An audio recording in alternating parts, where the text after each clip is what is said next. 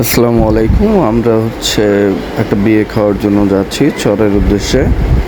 তো গলাচিপার প্রত্যন্ত চালিতা বনিয়া। আমরা সেখানে যাচ্ছিলাম বিয়ে খাওয়ার জন্য। আমরা প্রথমে রিক্সা থেকে খেয়াঘাট যাই। খেয়াঘাট থেকে আমরা ট্রলার যোগে উঠি। ট্রলারে করে আমরা চালিতা বনিয়ার উদ্দেশ্যে রওনা দেই। আমরা আমাদের ট্রলারের মধ্যে সাউন্ড সিস্টেম ডেকোরেশনের গিয়ে বিভিন্ন কার্ড বাস, তারপর খাবারের সকল প্রকার গিয়ে কি বলে হাঁড়ি পাতিল যা থাকে সব কিছু আমরা নিয়ে নিই। বরিশালের বিশেষ করে নিচের যে অংশগুলো পটুয়াখালী, বরিশাল, বরগুনা, ভোলা এইসব অঞ্চলগুলোতে নদীর সংখ্যা খুব বেশি। বিশেষ করে চর অঞ্চলগুলোতে যাওয়ার জন্য, যাতায়াতের জন্য একমাত্র বাহকই ট্রলারে। এই ট্রলারে করে আমরা বিয়ে খেতে যাচ্ছি আজকে। তো আমরা প্রচণ্ড রৌদ্রের তাপ, তার মধ্যে গিয়ে আমরা নদীর মধ্যে বাতাস বেশ ভালোই লাগছিল, ভালোই উপভোগ করছিলাম। তো এর মধ্যে আবার দেখতে পাচ্ছিলাম যে অনেকে নদীর মধ্যে গোসল করছে। আমার খুব ইচ্ছে হচ্ছিল যে আমি একটু নদীতে নেমে গোসল করি, কিন্তু কোনো ওয়ে ছিল না, কোনো সুযোগ ছিল না। তো নদী ভ্রমণ আসলেই খুব সুন্দর।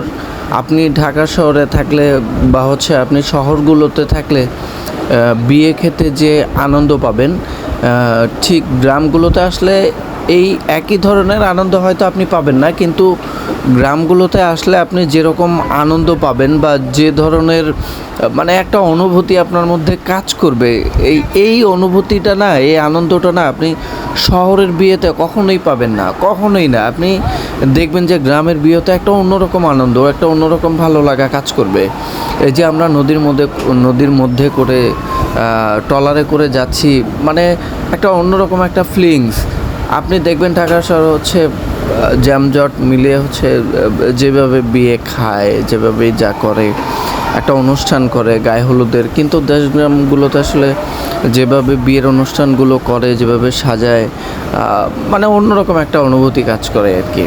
তো যাই হোক, আমরা নদী দিয়ে যাচ্ছি। নদীতে মোটামুটি ঢেউ ছিল, খুব বেশি ছিল না, নদী শান্তই ছিল বলা চলে। শান্ততেও এরকম ঢেউ ছিল। আর যখন নদী খুব উত্তাল হয় তখন প্রচণ্ড বড় বড় ঢেউ থাকে।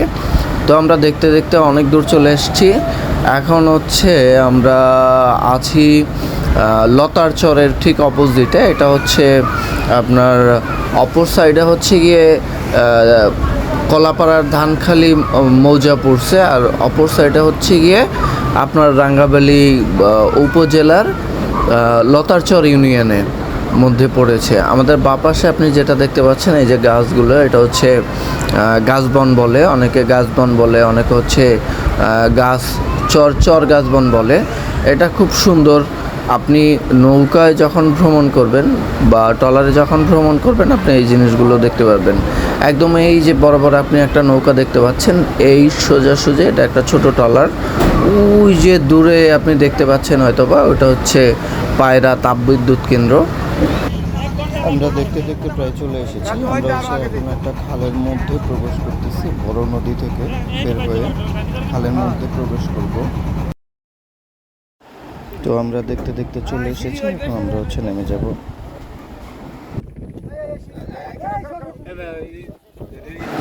তো গ্রামের ছেলেপেলেরা নাচছিল, সবাই নাচ দেখছিল, আনন্দ করছিল। একটা ছেলে মেয়ে সেজে নাচতেছিল, গ্রাম্য নাচ।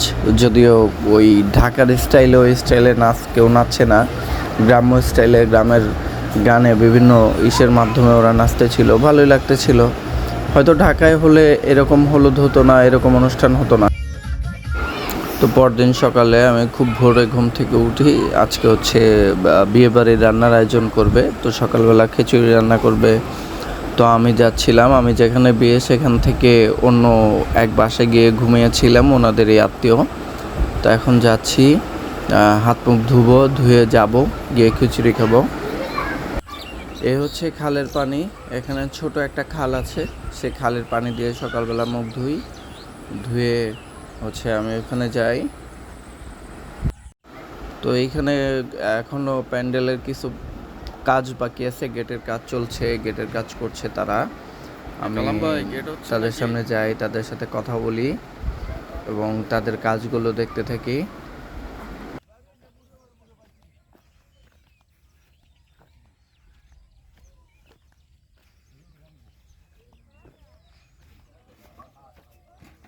সকালের খিচুড়ির জন্য প্রিপারেশন নিচ্ছে, খিচুড়ি। তো এখানে বাবুর্চি হচ্ছে আমার পরিচিত, আমাদেরই পরিচিত। তো বাবুর্চি সোহেল, সেও রান্নার জন্য প্রস্তুতি নিচ্ছে, আমিও যাই, আমিও তার সাথে হেল্প করার জন্য প্রস্তুতি নেই। তো এইখানে এখন হচ্ছে গ্রাম্য বিয়ে, তো আগে হচ্ছে ফিন্নি রান্না করছে, যদিও ঢাকা শহরে ফিন্নি খাওয়ায় না, গ্রাম অঞ্চলগুলোতে ফিন্নি খাওয়ায়। এখানে হচ্ছে ডালের ব্যবস্থা করেছে, ডাল রান্না করছে, ডালের ব্যবস্থা রয়েছে, ফিন্নির ব্যবস্থা রয়েছে, তারপরে গরুর মাংসের ব্যবস্থা রয়েছে। তো সকালের নাস্তা হয়ে গিয়েছে, খিচুড়ি হয়েছে, সকালে খিচুড়ি বেড়ে দিচ্ছে বাউল ভাই। খিচুড়ি খাওয়ার জন্য আমিও যাই, আমি একটা বাটিতে করে অল্প একটু খিচুড়ি নিয়ে রেখে দিই। তো অনেক ভিড় হচ্ছিল, সবাই বসে বসে খিচুড়ি খাচ্ছিল, ভালোই, খুব মজা লাগছিল, খুব আনন্দ করছিলাম। রাকিব, এই জলদি লো জলদি লো। তো এদিকে রোস্টের জন্য মুরগি বসিয়ে দেয়, মুরগি ভাজা ভাজি আমি করছিলাম, আমার সাথে একজন মুরব্বী উনিও ছিল। এদিকে রান্নাবান্না শেষ করে গোসলের জন্য চলে যাই। পার্শ্ববর্তী একটা খাল রয়েছে, যে খাল দিয়ে আমাদের যাতায়াত করতে দেখেছেন আপনারা, সেই খালে চলে যাই গোসল করতে। তো গোসল করি, গোসল করে হচ্ছে প্রচণ্ড পরিমাণে ডুবাই, মানে ডুবাই বলতে আসলে গ্রাম্য ভাষা এটা, প্রচণ্ড পরিমাণে ডুবাডুবি করি, খেয়ে অনেকক্ষণ গোসল করি। তো করতে করতে আপনার ঠান্ডা লেগে যায়, তারপর গোসল টোসল করি, সাবান টাবান দিয়ে গোসল টোসল করি, তারপর উঠে যাই।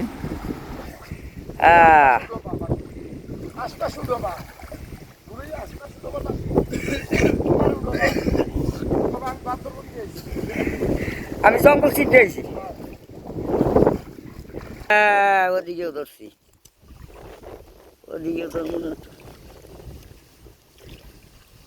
খালের মধ্যে গরু টুটু আছে, ওই গরু টুটু বাড়ি যাওয়া।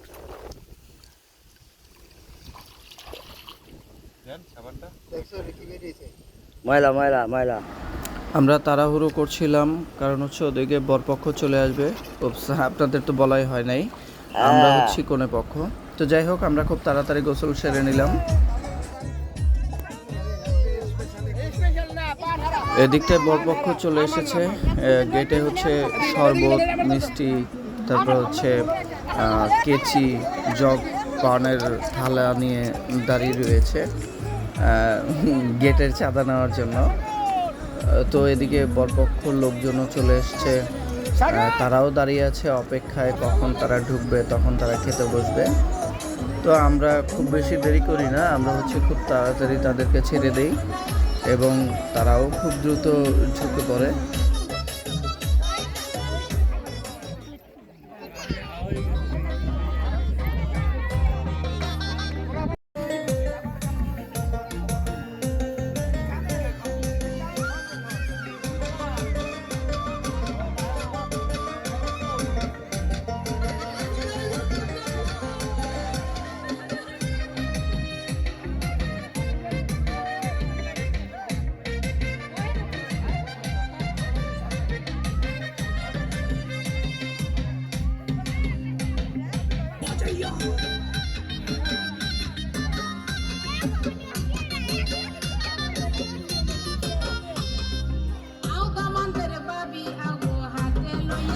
এ হচ্ছে সেই কাঙ্ক্ষিত জামাই, এখানে অনেকেই আমার পরিচিত ছিল, কারণ হচ্ছে আমার নানা বাড়ি যেখানে, বিয়েটা এইখানেই হচ্ছিল, মানে সব নিজেদের মধ্যে, কিন্তু বিয়ের স্থানটা একটু দূর থেকে ছিল, যে আমরা চাচ্ছিলাম যে মেয়েকে আমরা তার বাবার বাড়ি থেকে উঠিয়ে দেব। মেয়ের বাবার বাড়ি ছিল হচ্ছে চালিতা বুনিয়া, আর ছেলের বাড়ি হচ্ছে গলাচিপাতে।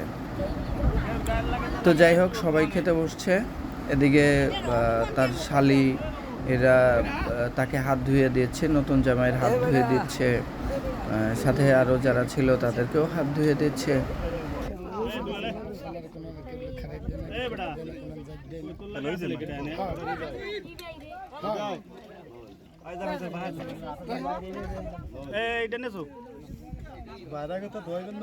হ্যাঁ অবশ্যই বাইরে কথা ওইটার মধ্যে সুগন্ধি উড়ে দেন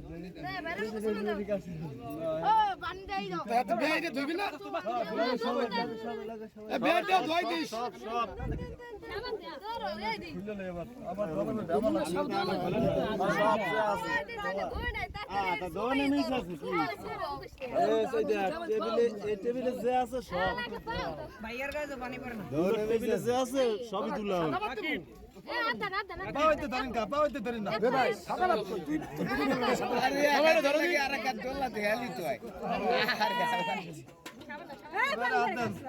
ভালো করে ভালো করে ভাইয়ের হাত ভালো করে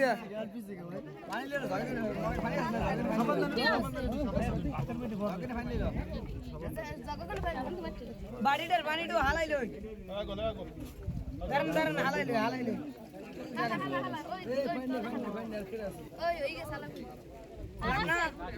আর একটা আছে না এটা ধরবেন না বাবা ভাইয়ের জানতে শেষ করে লাইছে সব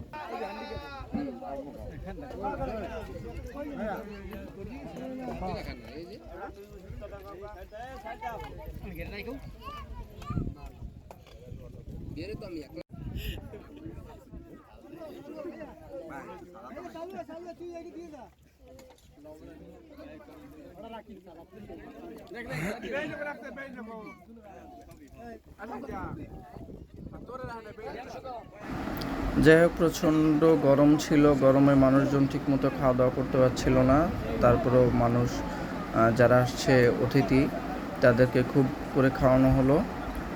খাওয়া দাওয়া শেষে কন্যাকে উঠিয়ে দেওয়ার পালা। তো কন্যার ভাই যিনি ছিলেন, বড় ভাই, তিনি কন্যাকে বা তার বোনকে কোলে করে উঠিয়ে নিয়ে এসে সবার মধ্যে দাঁড়া করায়। এখন হচ্ছে পরিচিতি পর্ব। এখন সবার সাথে পরিচয় করিয়ে দিবে যে কে কি হয়। তো এই পরিচয় করিয়ে দিচ্ছে, সবাই এখানে বসছে।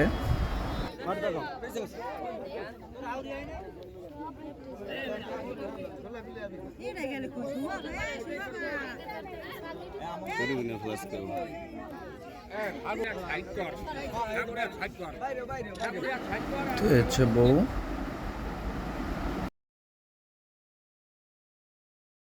তো কনেকে বিদায় দিবে। আমরা সবাই যাচ্ছি হচ্ছে নদীর পাড়ে, যেখানে বরযাত্রীর ট্রলার ঘাট দিয়েছিল বা ভিড়ানো ছিল।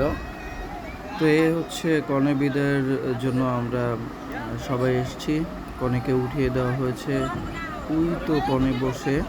তো আমরা কনের কাছে যাব, কনের কাছে গিয়ে একটু কনের সাথে কথা বলবো। এই যে ভাগনা বসা ছিল, হচ্ছে এই কোণে বসে কান্নাকাটি করছিল। এ হচ্ছে কোণের কান্নাকাটি করে কোণের এদিকে ট্রলারেও প্রচণ্ড ছিল, ঢেউ ছিল, প্রচণ্ড বাতাস ছিল, বাতাস ছিল। নদীতে প্রচণ্ড ঢেউ ছিল। এই ঢেউর মধ্যে হচ্ছে তারা যাবে। তো এরকমই আসলে চলাঞ্চলের বিয়ে এরকমই হয়, এরকমই হয়ে থাকে। গ্রাম্য বিয়ের আনন্দ এরকমই হয়ে থাকে। জানি না কার কেমন লাগলো, আমার খুব ভালো লেগেছিল। সবাইকে বিদায় জানাচ্ছে। আবার হচ্ছে আমরা পরের দিন আগামীকালকে আমরা এই যে আজকে যখন ভিডিও করছি ঠিক তার পরের দিন আগামীকালকে আমরা আবার যাব বউকে নিয়ে আসতে। আসলে গ্রাম্য বিয়ে হচ্ছে 2 দিন 3 দিন ধরে হয়। ঢাকাতে হয়তো 1 দিনই 2 দিনই হয়ে যায়, কিন্তু গ্রাম্য বিয়েতে 2-3 দিন হয়। তো ধন্যবাদ সবাইকে যারা এত কষ্ট করে এতক্ষণ আমার ভিডিও দেখছিলেন। তো আমার পাশে থাকবেন, আমার চ্যানেলটি সাবস্ক্রাইব করবেন এবং হচ্ছে আমার চ্যানেলটি শেয়ার করে দিবেন। আর ফেসবুক হলে অবশ্যই আমাকে ফলো দিয়ে দেবেন। ধন্যবাদ সবাইকে। আসসালামু আলাইকুম।